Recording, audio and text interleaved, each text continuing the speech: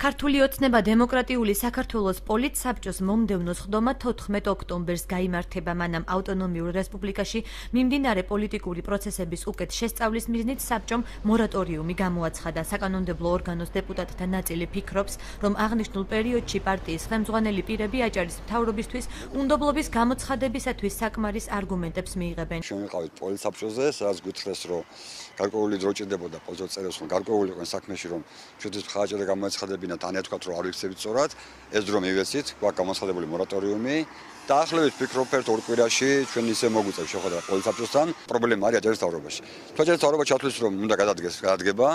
ჩათვლის, რომ გამოსწორდება, ღმერთს მანქანას გამოსწორდეს, ცოტა ეჭვმებარება, ნახოთ შედეგს განახილ შემდეგ. მე ვფიქრობ, პოლიტსაბჭო გავამართლებს ჩვენ ქმედებებს.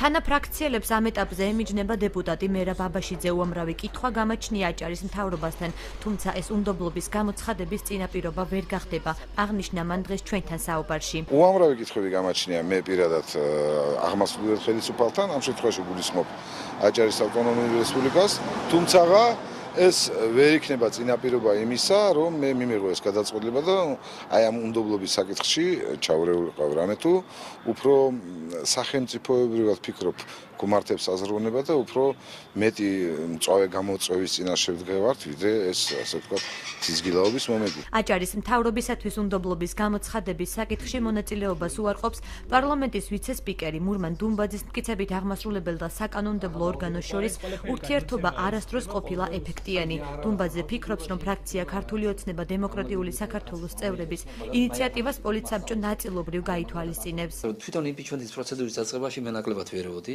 იმიტომ რომ ეს ადგილი მომწიფებული იყო ძალიან დიდი ხნის განმავლობაში და უმაღლესი საბჭოს მთავარმა ფრაქციამ, ქართული ოცნების ფრაქციამ გადაწყვიტა, რომ დაწყებულიყო იმპიჩმენტის პროცედურა.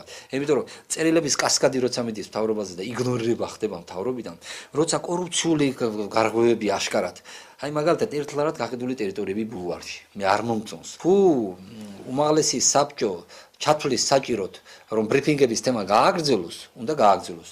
თუ მორატორიუმის შედეგება აჩვენა ის, რომ ბრიფინგების თემა არ უნდა გააგრძელოს და ცენტრალური მთავრობა და თქვათ პოლიტსაბჭო უჭერს ხარს ამ პროცედურას, როგორც იმპიჩმენტის პროცედურას, მთავრობის გადაყენების პროცედურას და რაღაც ცვლილებები მთავრობაში დაიწყო, მაშინ მე ჩავთვლი, რომ მათ შორის კონსენსუსი მოხდა. აჭარის უმაღლესი საბჭოს დეპუტატების მოთხოვნის მიუხედავად უკვე ცნობილია, რომ პოლიტსაბჭოს სხდომა ბათუმში არ გაიმართება.